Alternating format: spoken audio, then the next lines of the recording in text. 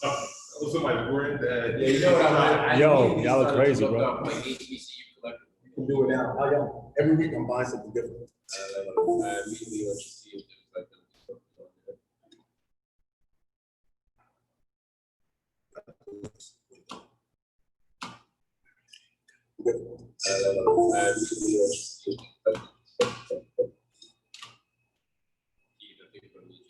just slow it down. Or we need to get it. I got you. Where's there other?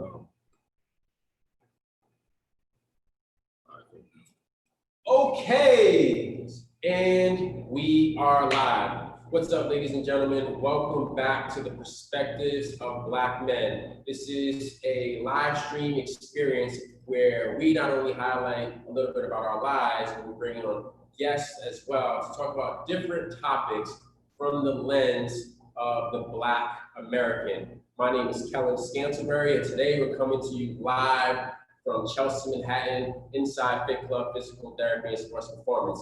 I'm here, my standard and typical co-host, Coach Smith. and Aaron Johnson. we have a very special guest, a childhood friend of mine by the name of Rob Anthony, who's going to be with us as our guest today. So I'm sorry, you said childhood friend of yours, which means he's a lot younger than Divine. That means he's probably like 45 years younger than Divine. Well, I just wanted to make sure we're clear on that. A lot younger than Divine Smith. I have a surprise for our participants today, since we're Ooh. talking ages. Ooh. Don't worry about it, stay tuned. Okay, so today's topic is going to be, well, we're going to discuss a bunch of things, but one of today's main topics is going to be mental health in America. So I want to definitely give some time to introduce Rob, and then also get into our topic. So Rob, do you want to talk to the people a little bit, just let them know, a little bit about you, your story?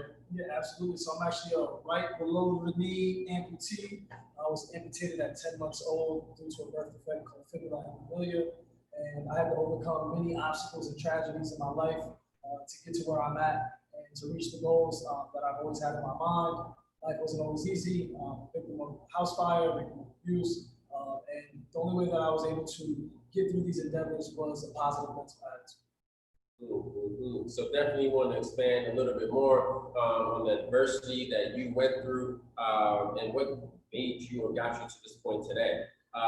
Dr. Johnson, I know you usually start us off with some amazing questions. So Yeah, I'm always interested in, as Black men living in America, it becomes very, very difficult to navigate unless you have certain individuals in your life, unless you have certain things set up, systems set up for you to be successful. And so I'm thinking about, not only do we have that as being Black men, but then you have your own other set of challenges. So my question, the first question that I would ask is, to what extent has being an amputee influenced your character or your resolve?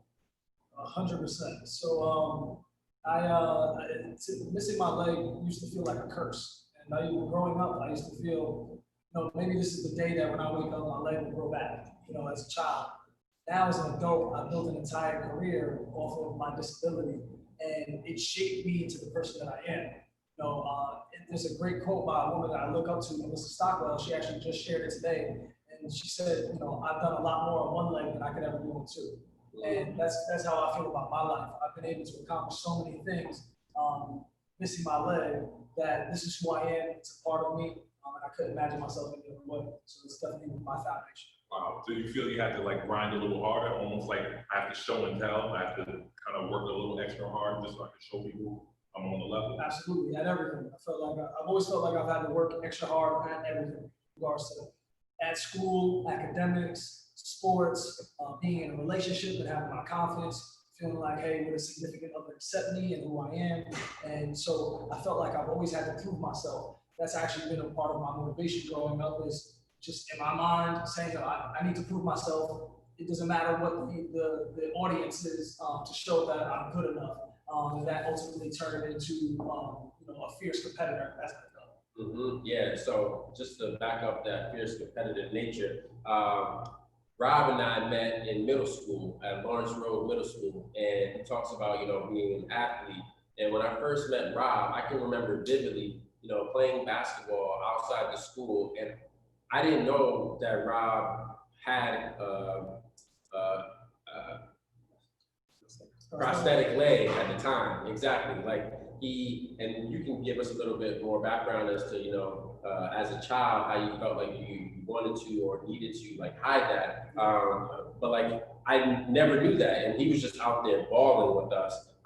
So there was a mutual respect in just like, being athletes. But then to find out, the adversity that he was dealing with and what he was going through at that time just gave me so much more and I didn't know that until after high school, which is crazy, but to find that out and to see the adversity that you went through was absolutely amazing. So can you tell the people a little bit of, as a child going through that, how was your journey in those moments? Absolutely. So, like you said, most people didn't even know I was missing my leg because I almost treated it as if I was a spy. I would work on my walk, so I got rid of my limp, and I would wear pants in the hottest days of the summer. So that if we were hooping, it would be sweatpants, and I didn't have my confidence to wear shorts just yet. I was still building it at that time. So whether it was indoors or outdoors, again, I just wanted to prove myself. And if anybody found out about my leg, then it did. But I wanted to just kind of keep it secluded, and not give all that information out because,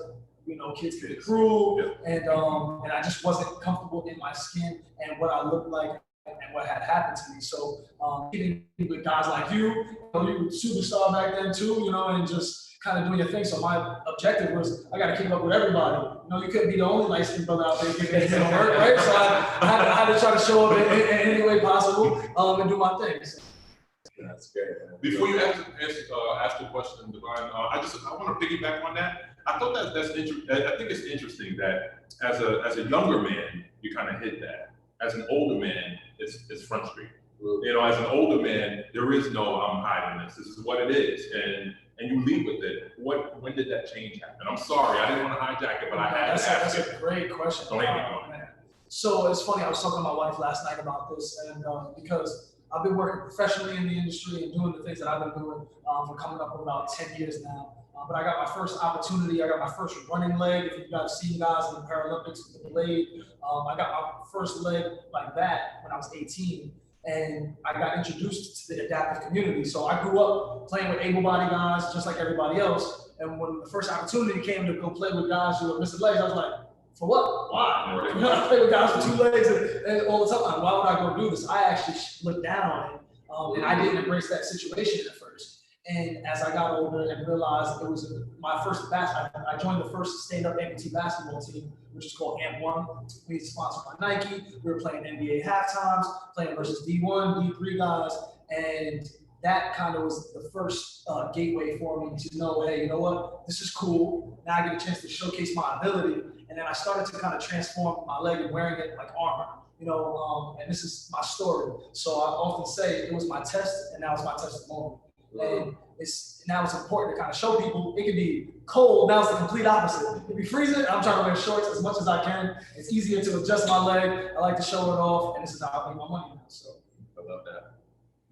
So this is the first time that you and I have met face to face. Face to face, Okay. yes, sir.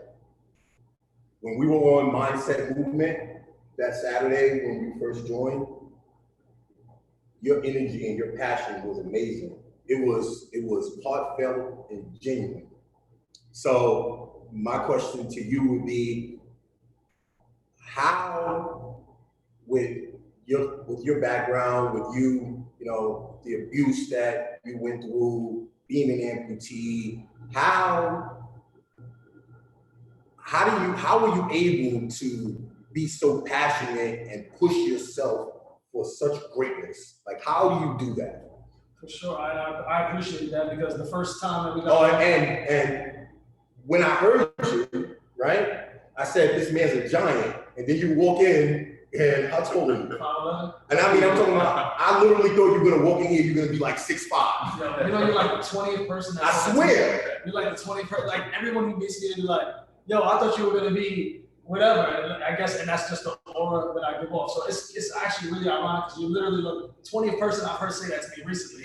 Like, I thought you'd be told in person. That's the aura, baby. That's the aura. You know, 6'5" and sturdy. You know what I'm saying? That's right. You are a giant. That's a fact. You are a giant. And it's funny, the first time we got him, I'm like, Devon, I thought that was your rap name. You know what I mean? Okay, sir. You know, so like daddy. So, but I was with the original rap group. I hear that. But yes, I mean, honestly, Kel's put together that situation, and it was really motivational. And it's actually things like that I've been I've had the opportunity to participate in. So what I'll do is I'll take the smallest thing and try to use that as my light. So even in the darkest times, continue to focus on the small positive things, or in simpler terms, seeing the glass half full opposed to half empty, because to me, it's all about perspective. So even as a child, I felt like I was going through the twilight zone with all of these things happening, but I made a promise to myself when I was 9, 10, and 11, that when I became an adult and I had the opportunity and control over my life, that I was gonna do something to it. And if I could help kids not feel how I felt, then that would be a blessing and utilize my story. So I had that in my mind even then, and just now as an adult, I have that power. I need to fulfill that promise that I made to myself. So to me, the energy that I kind of have sometimes, I'm Spanish and black, and I got all these, that's my energy, you know, and I can't help it. And sometimes I try to tone it down because I'm like, sometimes it can be a lot for people. And my aunt was like, don't cover your candle, do your thing, you know, just be who you are, let your light shine through. So I started to try to embrace that as a young man. And once I just started being myself, and realized people, I say, if you believe, then they'll believe too. So once I started believing in myself, other people started believing in me as well. That's dope. That's really dope. I think the second question I'll have is probably connected to what you just answered, but it goes a little deeper. How has the childhood physical abuse that happened to you impacted your mental health as you were maturing into the man that you were becoming? Yeah, so my childhood was the foundation, man. I mean, at the time, so I used to rap back in the day, that was my thing, and all the things that I had to go through, to me, as a rapper, I started off as a poet. And then when I started making that music, I started calling myself kind of like the prosthetic, like Tupac. Like, that was my vision, right? And though I utilized everything that I went through, put it in my music, but the more that I wrote it down, the more that I expressed it, and then I got it out, I realized that it was my story.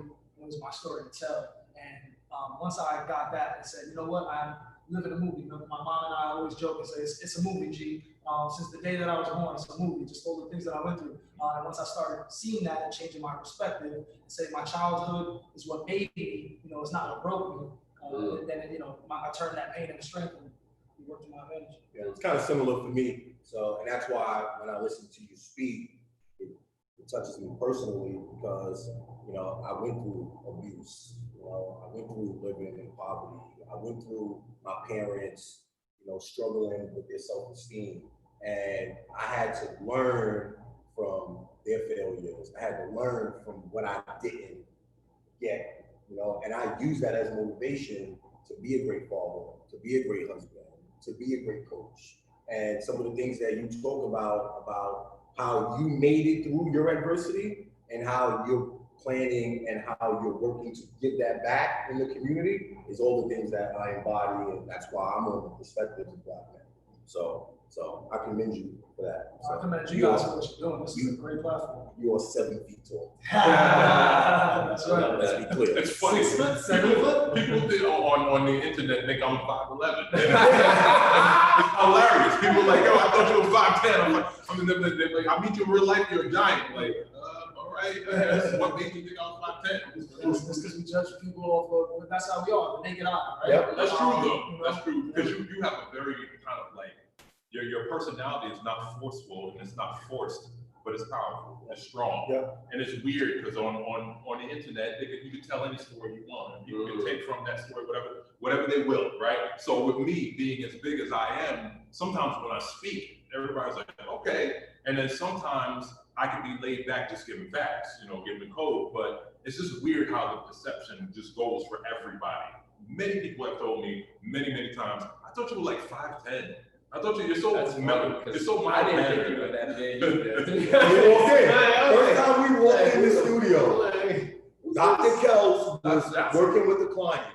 We walked in and he looked over his shoulder and the back, and then he had to do a double take. He was like, "Who's this Johnny?" I'm gonna be real with you. I already knew you were huge. I saw your profile picture. You had the big beads and stuff. I said, "Oh, that's a big boy right there, for sure, for sure." I already knew. Anybody wearing the big joints? Oh yeah, yeah. Every year I got more of the old.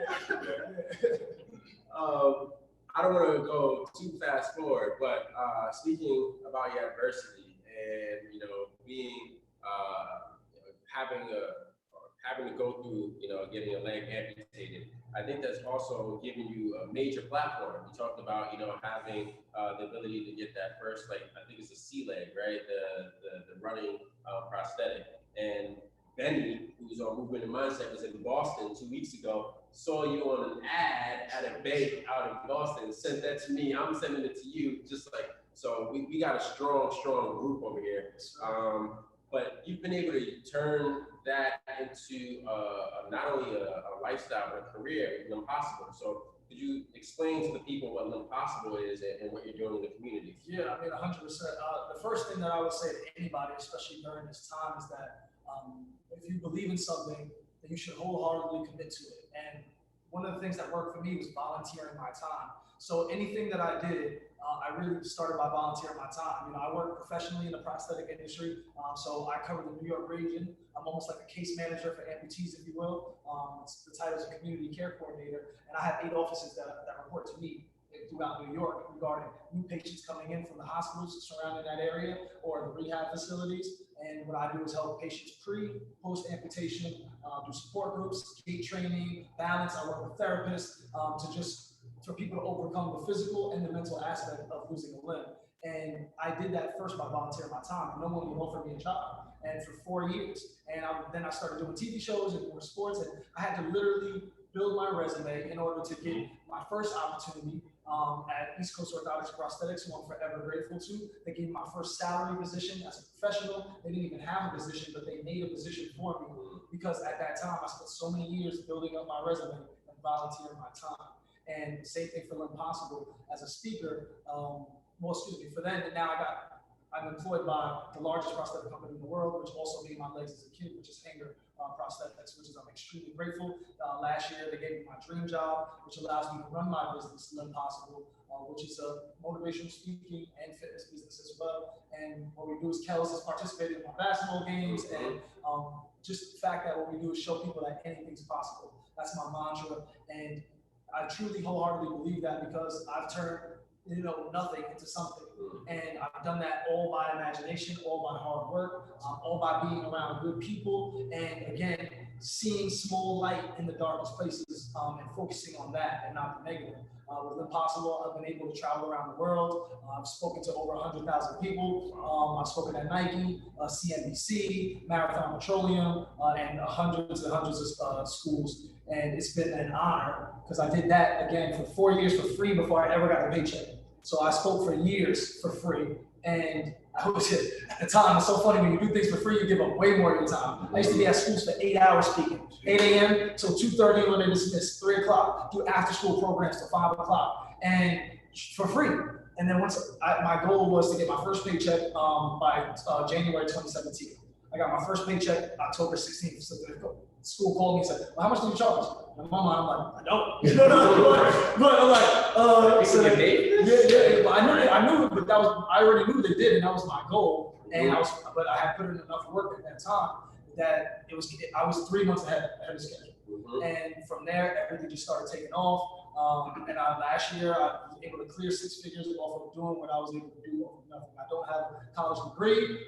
This is all hard work, building up my resume and networking and just trying to be the best version of myself. I told you, That's the phenomenal. passion is unbelievable. So part of the reason why we have this live stream called Perspectives of Black Men is because we want to give people that look like us our story so that they have someone to relate to. Something tangible. Right, that's not the stereotype, it's real, it's what's tangible, it's what's actually happening in our community. So you talked about how you work with amputees and pre and post so forth and so on. How amazing does it feel for them when they see you walk in the room as an amputee when they're about to go through something that dramatic. So it's an interesting feeling. So I've been doing this for many years. Like I said, I'm literally, I think I'm in my 11th year from the first time that I saw a gentleman. And so my first experience is my prosthetist. So it's prosthetic leg, and people were working on legs called prosthetists. And she said, you know what, at the time I was rapping, she's like, I think you would be great to motivate this gentleman. He's 46 years old. He's a diabetic, and his infection is spread. And ultimately, it'll be terminal, or he's got to lose his leg. So I go, I speak to him, we spend an hour, and he's like, my brother, if I would have met you 6 months ago, I would have did this a long time ago. And he was telling me how much I inspired him. At that time, he was inspiring me by him telling me that. And that's what made me decide to make it into a career. I literally just left Yonkers. I was just at St. John's on Riverside, same situation. The gentleman just lost his leg. He's like, my life is over. He's blaming it on the surgeon, this and that. And I take my leg off. I go in there and I'm like, you know what? I'm hopping around. I'm showing everything that I got. And he was like, wow, and just how much it makes you feel, how much better. So it's the same thing like as if you have cancer or any other diseases. You want somebody who's had cancer, who went through chemo, walking you through that process. So you want somebody who's gone through that and has experience, helping you through that. And for us, especially now, we need to see visuals, right? We need to see it live in person. And that right there, that sense can give us enough motivation to go on. That's phenomenal. I do have my last question, one of my last questions, but before I ask that, you had this thing obviously done at an early age, right? So acceptance was kind of normalized to you. You know what I mean? Like that was just a part of your existence. The folks that you're seeing, how long does it take them to really accept the situation that they've been handed? Wow, great question. So we often say, if you had a positive mindset prior to the amputation, you're more than likely to have a positive mindset after the amputation, right? But everyone is different. And so there's different levels of after you get amputated. Some people, they categorize us by K levels, right? K0 through 4. I'm a K4 because I'm active, I have a full-time job, and so on and so forth. Someone who doesn't ambulate at all, K0 obviously, K1 would be around the house, K2 is like around the house, it can go grocery shopping, K3 is kind of, all right, now you work and you're as active, and then again, I'm K4. So everyone heals differently, different time frame, but once they get to that point, they make that transition, and I often say it makes more sense in about a year from now, when maybe you can help someone else who lost their leg, right? Because a lot of people, why me? And then, but if I connect with you now, and you're just out of surgery, but then again, you get your leg in 3-4 months, and then 8 months later, I call you back and say, you know what, Aaron, I got a gentleman around your age, he just lost his leg, I would love for you to connect with him. And then it starts to make sense for you. Like, oh, now I'm helping this guy. Or no, maybe this is why this happened. So that's what I'm trying to get to my patients. I want to go back to a point, because I think I like to really hit home different points for our viewers, because I think this is just very important. When you said you volunteered your time for 4 years, so many people don't want to do any grunt work. They want to get in and they want to go right to the highest level, and they have no clue that most of the people at the highest level had to start like you and volunteer and get the mail and grab the coffee and do all those things. Can you maybe just, for the person out there who feels like they're better than that, can you maybe just shed some light on that for us, please? Absolutely, you're not. The only way, there's no substitute for hard work. There's a very small percentage of successful people and a smaller percentage of successful people who it was handed to them. And in order for us to get there, if you say you want it, that's great, but you have to really want it, right?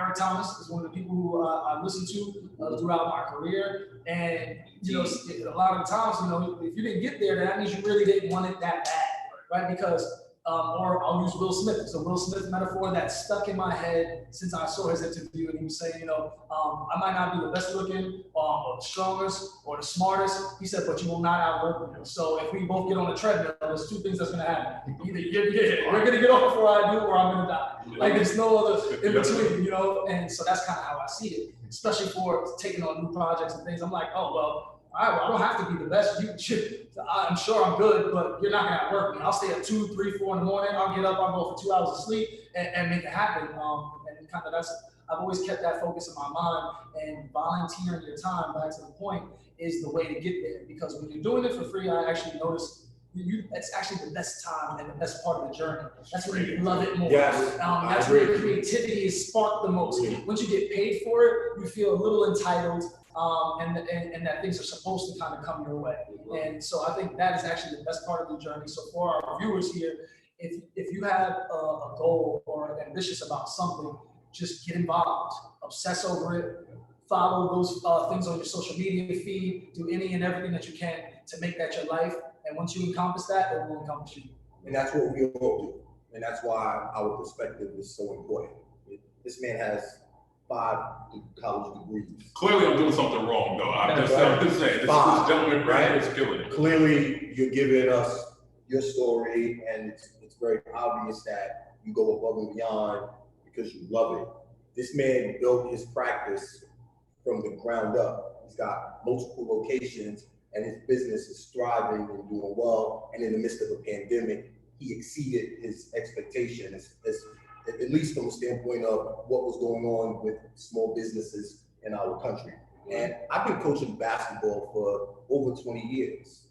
And so that's my resume. All the young people that I've touched, all the mentoring I've done, all the mentoring I've received is why I do what I do. And I'm very passionate about it. And I love the fact that that's what my path was. So you can tell the people who really work and get after it, you're gonna have a great deal of success. So 1,000%. So I'll just add to that, if you don't mind. Just using Kels as an example, and you guys, as I get the chance to know you more, even with this platform, the people who are successful are the givers. And I don't know if we said this on the call, but the give. So Kels went out his way every Saturday. He could have been charging people for that, but giving his time, his insight, motivation. When you give, it comes back to you. Give. It eventually comes back to you tenfold. And you guys are doing that right now. You're giving the perspective, and you're giving me a platform and others. And what happens is that you will start to reciprocate that. It will come over tenfold, and the success is around the corner. So it's just an honor to be here. I love it. Yeah, we're excited to have you here. So this next segment. Before the next segment, I gotta ask you this one question. No, it's definitely okay. no, we don't want no problems with you, Dr. Johnson. Go ask your question. Ask your question. No, because the last question that I not actually, enough. You got 5 X next to that man. You got 5 degrees. You don't want that death stare. The previous question that I asked really wasn't my last question, but because of the way in which you were speaking, I had to ask it. But the last question to me is, in this moment, right, we find ourselves, Black people, in this real familiar moment where our lives are triggered lives, right? And that has been conditioned into America. Racism is as American as America. So we find ourselves here. And as a person who's half Black and half Puerto Rican, you're clearly a man of color. You're clearly, if I see you in the street, I'm gonna assume that you're just Black anyway. I'm not even gonna, that's just how we've been programmed. In this moment, with all the things that we normally organically have to deal with, how are you coping with this moment where racism is thrust in our laps in a very, very overt way? How are you dealing with that in this historic American moment? Oh my goodness. I love it. 5 times. I'm calling 5 times. For real. 5 times. I like it. I like that. 5 times. Wow. There's so many answers I can give to that. I'll give you first and foremost, being a minority right now, this is a beautiful time. One of the things that I was honored to do was protest with my mother. She was a single Black woman who raised me, and to protest with her just is an experience I'll never forget. And then to be able to take my kids to a children's protest and so on and so forth. So to be a part of history at this exact time is unexplainable, right? And right now, I'll give you a few answers. The first thing that you said about how racism is American, there's something that I saw online is that racism is so American that when you're protesting a flag, people think that you're protesting, protesting America. Like, it's right now, the time is we have voices, we have a platform, we cannot let this slip. So I feel it's my job to, when I see someone or see something, to say something, if you will. So, but obviously in regular conversations, but a lot of people puff their chests out on social media. So I've had days where it's been like I've been arguing on Facebook for like 12 hours with some people, and I've had people. So one of the things I've done is participate. I'm not even going to say the sport actually, but it's a USA sport, and I've played on the development team, and it's all white guys. Let's just I'll call it for what it is. And so I go, and it's my first trip, and there was a lot of like racist banter and jokes or whatever the case may be, and I can see if they were like trying to see like if I'm that kind of guy or not. So I let it rock a little bit and just threw stuff out back and forth, but then it started to get a little extra. And before I even had a chance to even say anything, I guess the program directors, especially because it's a USA sport, they nipped it in the bud. And now one of the gentlemen now, because of everything that's happening, he was my roommate and was not one of the people who were participating in this situation. But then I see the stuff that he shared. And I'm like, yo, hold on a second, bro. We shared a room together more than one time. And then other people who are missing their legs, who I've helped get jobs and do things. I start to see the stuff that they're sharing. So of course, if I see something, I'm gonna say something. So I start chiming in. And then it just became a ton of people. I didn't realize how many people I had on my feed who felt this way or that way. So then I started to feel the need to address it, especially because it was COVID, that's the time. And I said, you know what? we can make this happen. And then, my mom, a lot of people who can see it, because people can see what you write, but they're not saying anything when they're sending me messages like, yo, I saw this. And I would drop facts. I'm talking, I'm dropping links, I'm doing the whole, we're not going back and forth. I'm giving you education right now. And but then once I started really digging into my training, also finding, our Saturday calls, I'm still doing it then, but the more that I got into myself, and I deleted a ton of those people within the last 2 months, and I couldn't focus on it anymore, but I utilized this time to kind of put some people in their place. When I hear the discussion, it's uncomfortable. We were speaking about this. I make sure that I'm a part of the uncomfortable discussion because I don't want to have it either. My wife is white. My children are mixed. So I've dealt with that many years where she's been driving and they pulled us over because she was speeding and they ignore her and ask me for my license.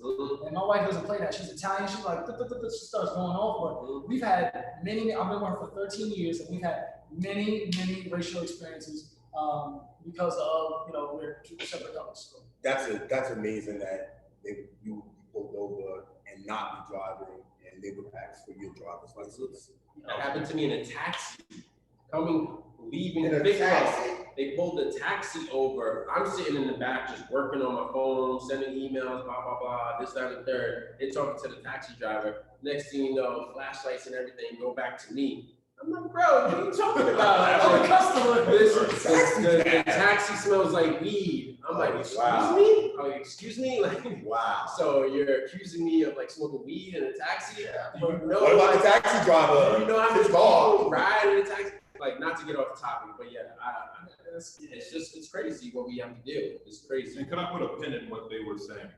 A thing that I used to do years ago was I would bury people in facts. I mean, I would like educationally, scholastically bully people. And I would be relentless. And now I'm talking about the start of when internet was new, and I would go on America Online, I would go into racist chat rooms and spray, right? And then as I got older and I got really into this, I started saying, Aaron, these people are willfully ignorant.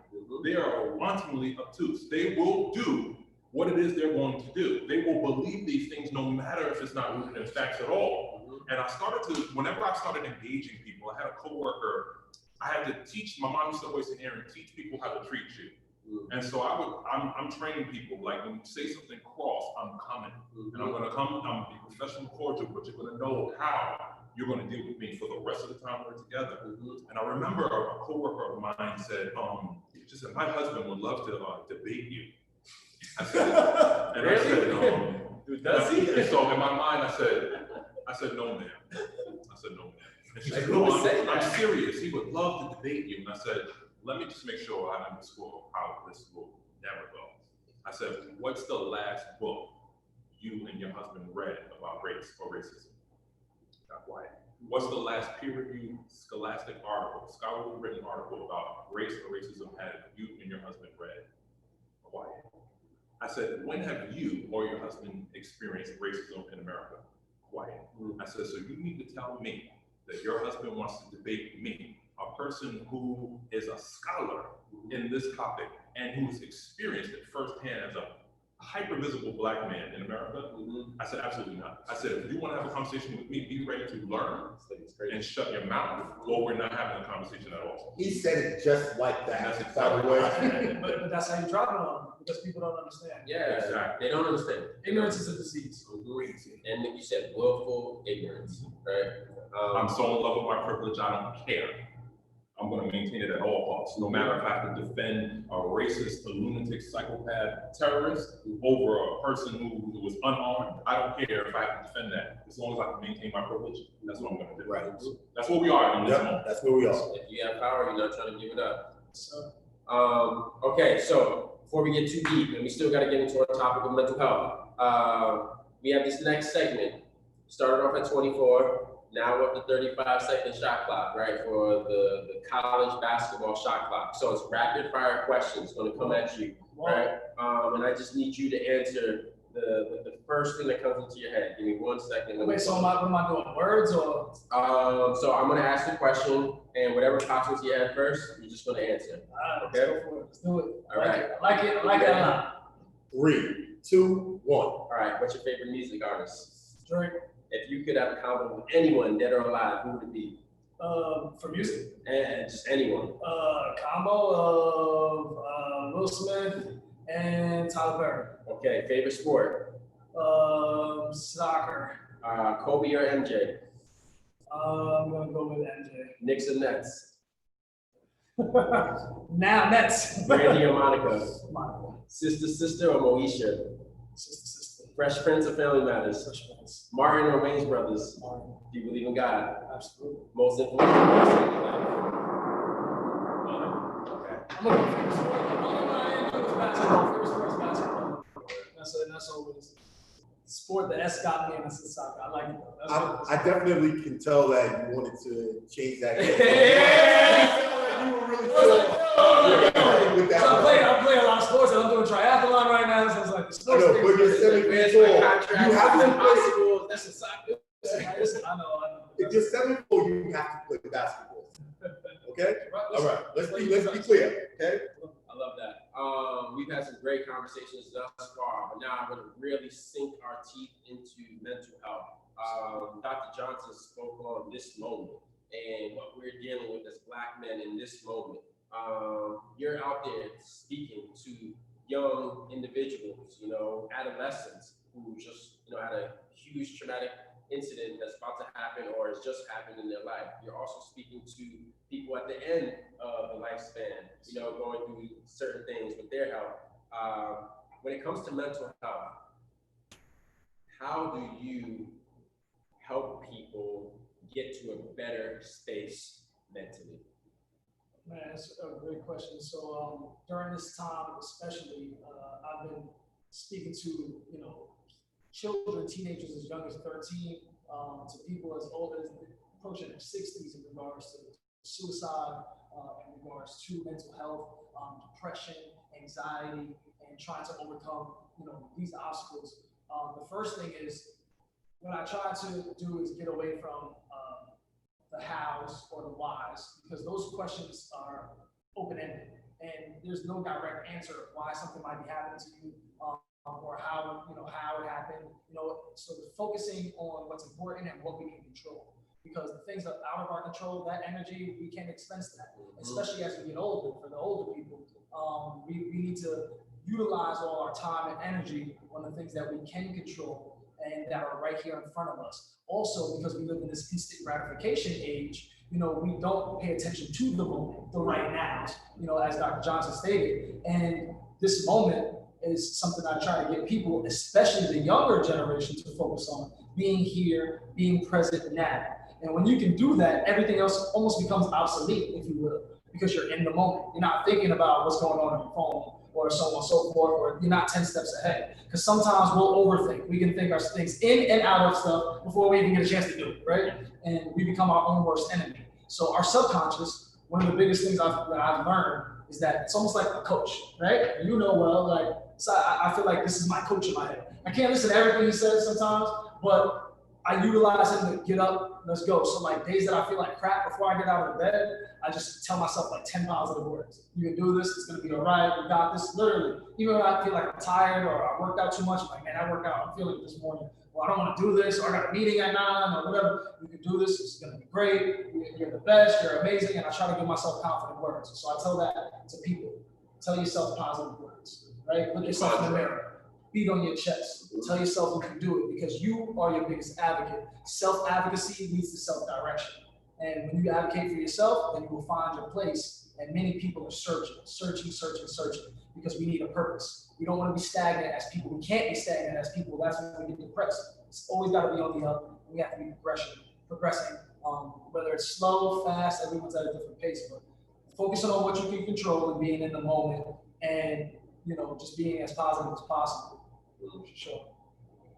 So we talk a little bit about mental health, and a lot of times you hear these stories after the fact, right? Where someone has mental health issues, it doesn't get addressed, and then they act out in some form or fashion. And worst case scenario, someone can end up losing their life, which has happened a lot in this country. Let's talk a little bit about how you notice the signs, a parent, a friend, a loved one, like, how would you notice, what would be signs that you would be looking for to whether or not someone could be having some mental health issues? Yeah, absolutely. I think always a change in behavior, right? That's the first thing. Any change of routine or behavior, we are creatures of habits, right? So it's just like a woman, she knows a man's cheating because he's staying out a little later or putting on extra cologne or so on and so forth. It's like noticing the signs. We are creatures of habit, and once you start breaking those habits and doing a little bit of different routine, that should automatically put up some red flags, right? And then I think communication. I don't think we talk enough as people, whether it's to our children, to our friends, to our counterparts, and then it's just the small things when it comes to human beings. I'm noticing more people are more appreciative of a quick phone call, pat on the back, hey, you did great. Like, because this is more of a sensitive generation, those little pushes really help. Holding the door, the thank yous, they are very imperative right now in regards to boosting people's ego and their confidence. People I feel like who do have mental health issues are not as confident in themselves, what they look like, in their brain, and so on and so forth. So my son has ADHD, and the first thing that I try to do is just really trying to drill confidence into himself. So no matter what, anything else, he doesn't doubt himself. Right. Because once you start doing that, it's really hard to come out of that.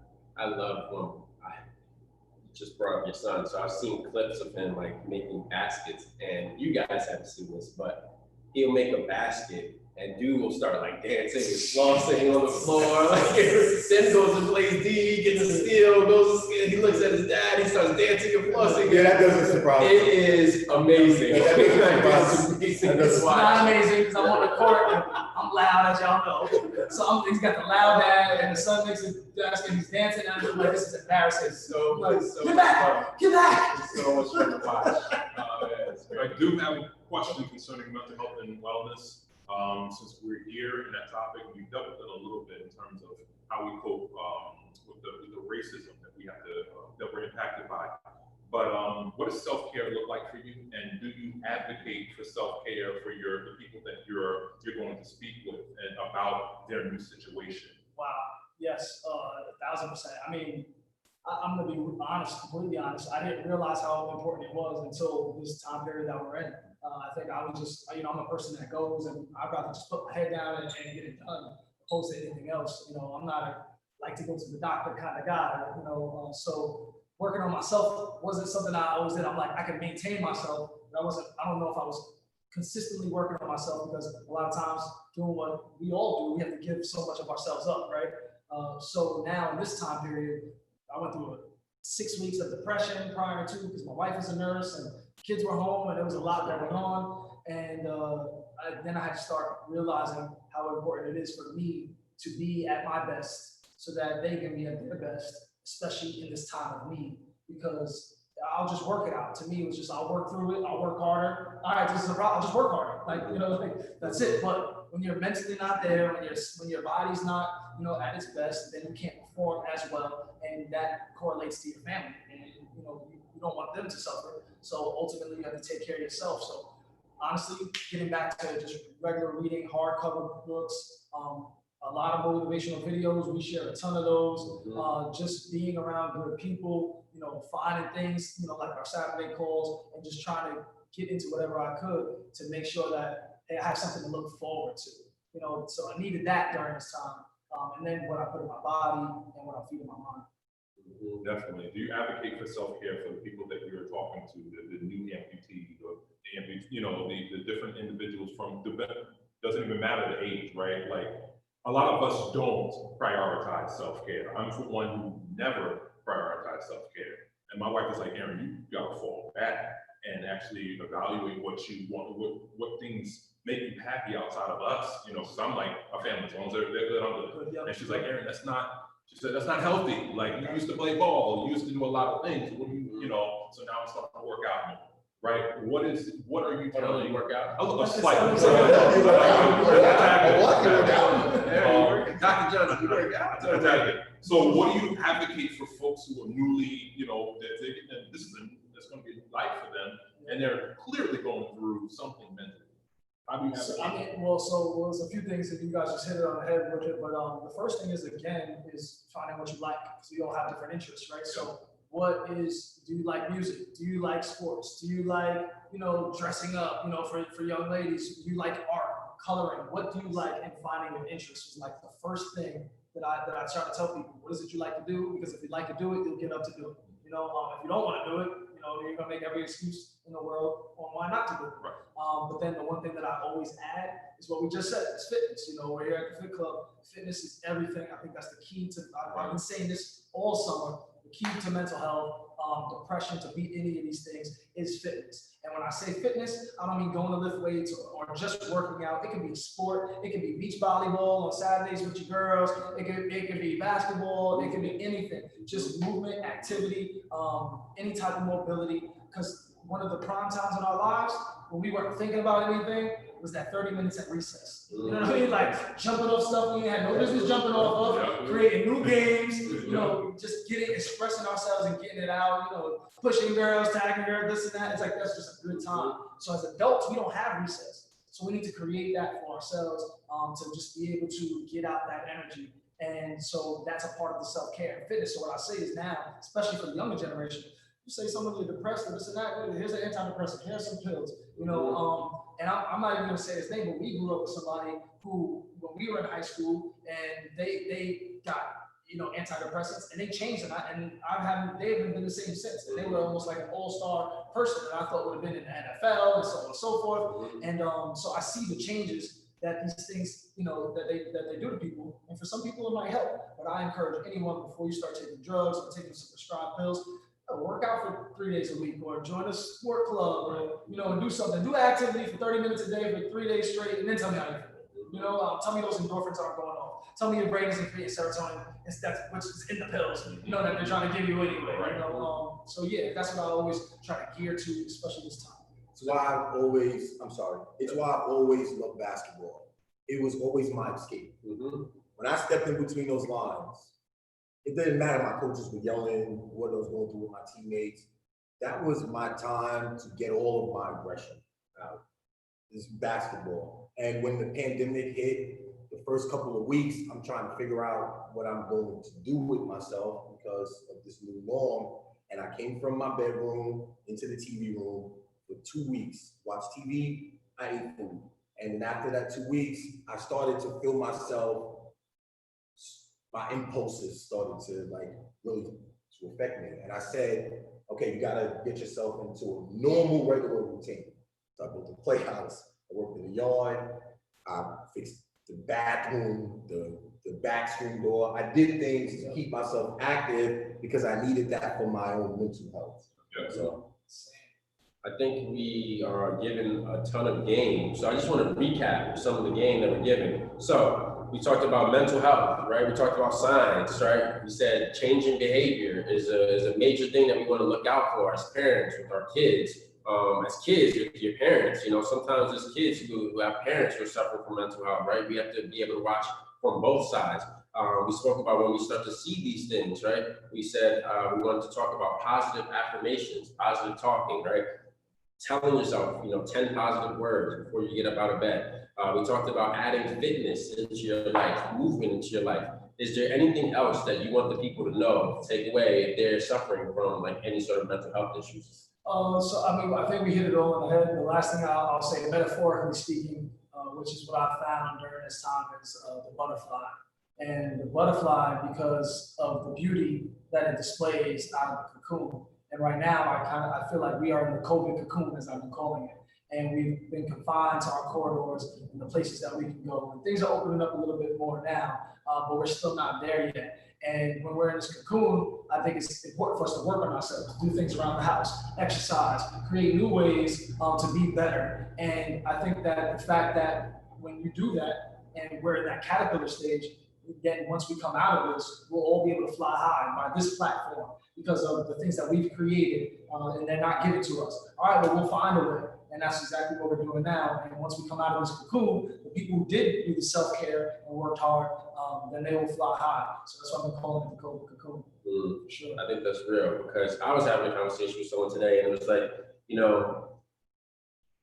going through the COVID cocoon, you're going to come out of this mentally stronger or mentally weaker. You're going to come out of this financially stronger, financially weaker. You're going to come out of this spiritually stronger, spiritually weaker. It's on you. Maybe not the finances, but a lot of what's happening right now is on you, the individual, to go out and make it happen. So I think that's very good that you just said. You want to put that onus on you. Think of this as that cocoon, and how do you want to come out, the viewers? How do you guys want to come out? Do you want to come out as this beautiful butterfly ready to fly and take flight? Or do you want to be this dried up caterpillar who wasted their time during a time where we were really able to focus on some of the things that we want and need to do for ourselves? So I thought that was a great analogy. So we want to, at this point, we thank you for coming on and being a part of Perspectives of Black Men. But before we go into our close, when we were on Zoom the other night and we're talking about you rapping at Bayshore, right? Because Dr. Johnson is an educator in the Bayshore School District. And so we got our platform here, Perspectives of Black Men. And I'm wondering if you could give us a little quick. I like where you go with this. I don't know if it's 8 bars, 16 bars. I'm not a rapper. 16. Give us a little something right quick, I got something like first of all, and y'all didn't prep me for this. No, I did not. But I like that. I really like this. I like that. This is great. Because I'm about mine. So, no, listen. I encourage to use your brain and think logical. Call me Rob Cruz, Mission Impossible. My team's unstoppable. I'm confident for any challenges. Better when we stick together, people will balance us. If you didn't know, check your watch. It's my time. Might be missing a leg, but I'm stronger in the mind. Intervention is divine. I shine through the darkest nights because I never give up. Always keep the fight. I'm taking charge, lightweight, room pumping up. And when they doubt it, balance gonna mess them up. And I got guys missing hands that you can't touch. Check my logo, promo. Yes, the brand's up. Always knew this exactly what I'm sent to do. But now I'm speaking to you so you can see the view. Maybe take a picture and keep looking. Too much heat in the kitchen. Yeah, I'm cooking. Never stop stirring the pot. We keep it pushing. Showing my camera. People told me I could. It's impossible. Appreciate you. You're going to need to use your lyrics. Okay? Thank you. We know that. We have Perspectives of Black Men intro. All right? Word up. We'll holler at you about that. Everyone, thank you so much for tuning in. It really means a lot to us that you guys tune in, follow, and subscribe at this page. We don't charge for this. This is all free game. The one thing that we do ask is that you spread the word. If you took anything valuable from this episode or any of our episodes, just please subscribe, comment, and spread the word about this. We really want to affect as many people in a positive way as possible.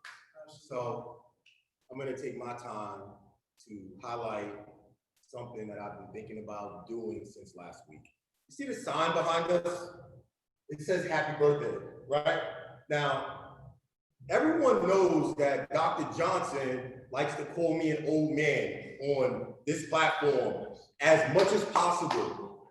and text me or call me to remind me that I'm old. It could be a picture that I put in a group text looking old. It could be a comment I made that sounds old, or as Charles would say, I just can't get it together from an IT standpoint. I can't. But Dr. Johnson's birthday was September 1st, and Dr. Keller's birthday is tomorrow. So I want to make sure everyone knows that their asses are getting old. 39.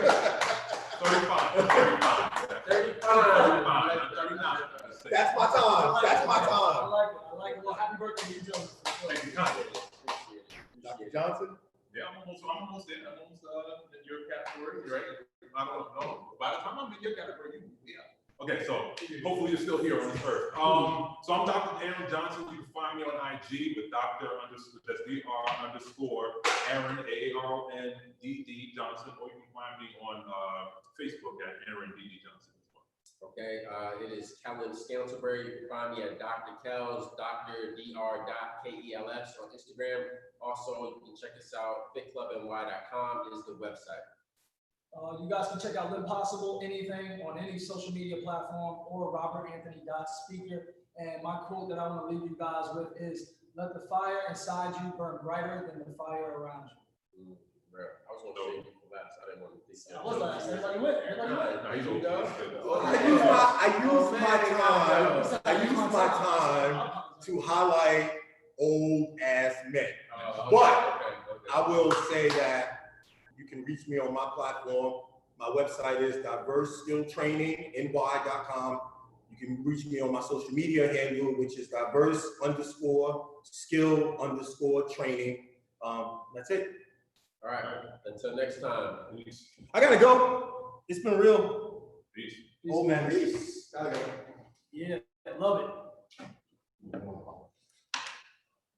boy got on the Reebok class.